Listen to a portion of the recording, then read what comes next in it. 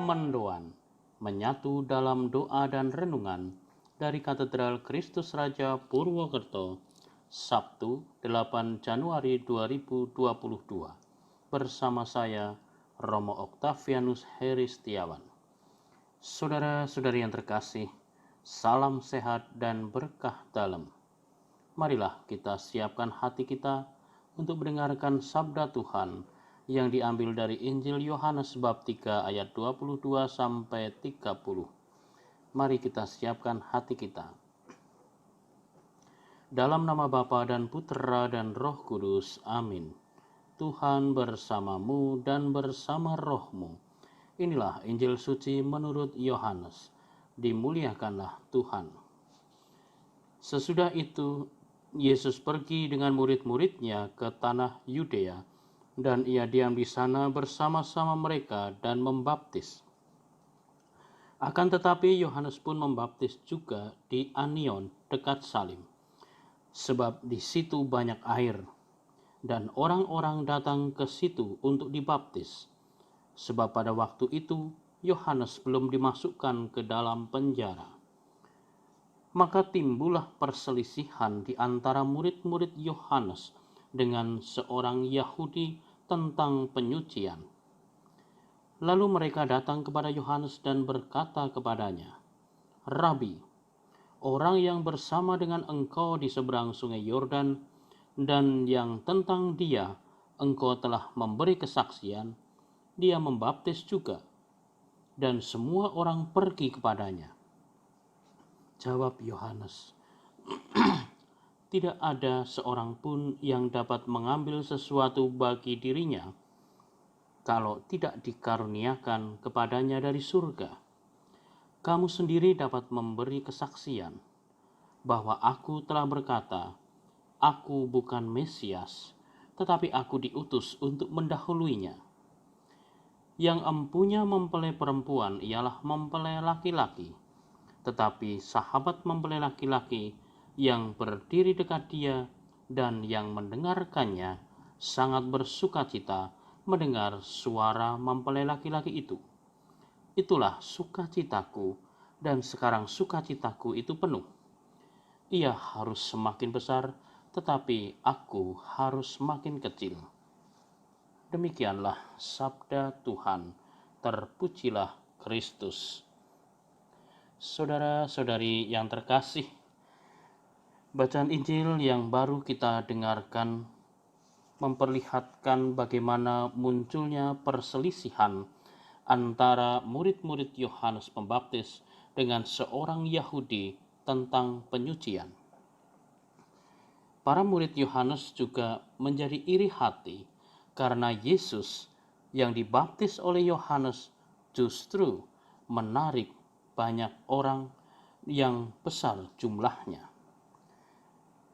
Mereka takut bahwa popularitas guru mereka, yaitu Yohanes, akan dirusak dengan penampilan rabi baru dari Nazaret itu. Yohanes menunjukkan dengan jelas bahwa misinya sendiri tidak berarti bahwa dia tidak memiliki tujuan ilahi. Dia hanya mengatakan bahwa dirinya bukanlah Mesias, bukanlah dia yang artinya beliau, Mesias yang dinanti-nantikan oleh orang-orang Yahudi. Yohanes mengakui bahwa dirinya hanyalah orang yang mendahului, yang membuka jalan dan mempersiapkan jalan bagi Yesus. Yohanes berbicara terang-terangan. Ia tahu dan menyadari relasinya yang sesungguhnya dengan Yesus.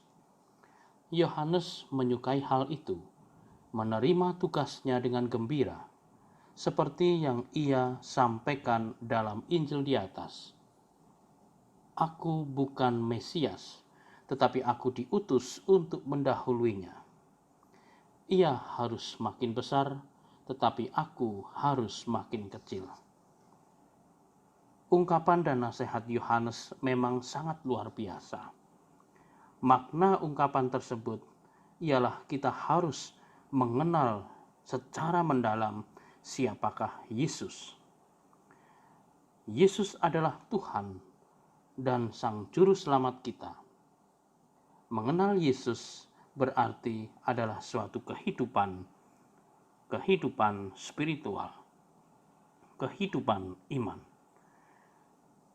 Sehingga tidak mengenal Yesus berarti suatu kematian atau maut. Ia harus semakin besar. Artinya bahwa Yesus harus menjadi semakin yang paling utama di dalam kehidupan kita. Yesus adalah Tuhan atas hidup kita. Dan kita harus semakin kecil karena kita harus memberikan segala kemuliaannya kepada Yesus.